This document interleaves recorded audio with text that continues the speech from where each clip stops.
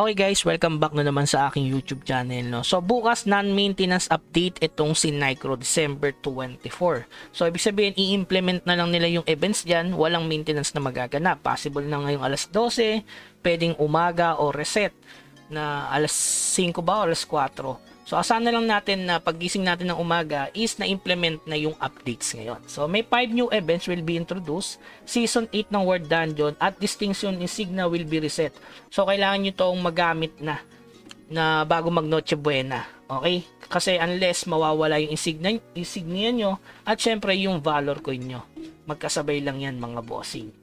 Okay, so check natin yung mission completion. Unang-una dyan guys, syempre yung Clemens. Pero kung December 11 after update, December 10 or December 11 nag-combine ka ngayon, hindi siya papasok.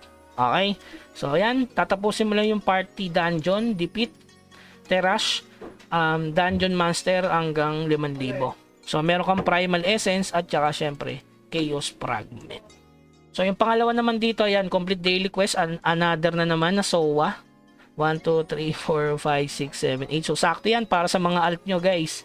Tapos, Snow Crow token, 2. Tapos, Mount Summoning Combination Order. Ito, pinaka-solid din, guys, no?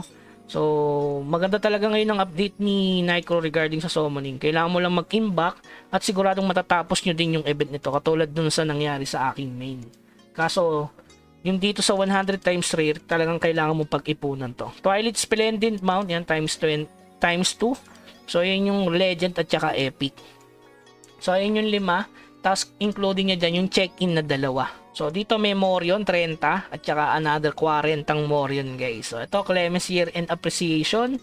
At Welcome 2025. Yan, Element Extraction of Harmony times 11. Element Extraction din dito. Tapos, ito, Glider. Kaya, ngayon yung time na maganda gumawa din ng alt. HSOA na lang ang kailangan. Pero, dahil meron pang natitira sa event, nung last, so makakakumpleto rin kayo ng HSOA. Kaya sabay-sabay lahat ng alt nyo is second advance na siguro or nauna na. Pero kung ngayon ka gagawa, pasok pa guys kasi sayang yung Morio, no?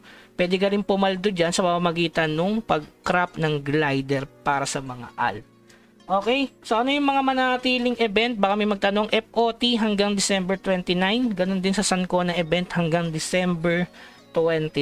So alam na natin sa katapusan, new map na yan. Sa Codex event, yung drop event, tsaka yung sa armor enhancement. Okay? So, yun lamang guys. Keep grinding. Huwag kalimutan na mag-subscribe sa ating channel para hindi ka na ihuhuli sa mga bali-balita. Hanggang sa muli. Paalam.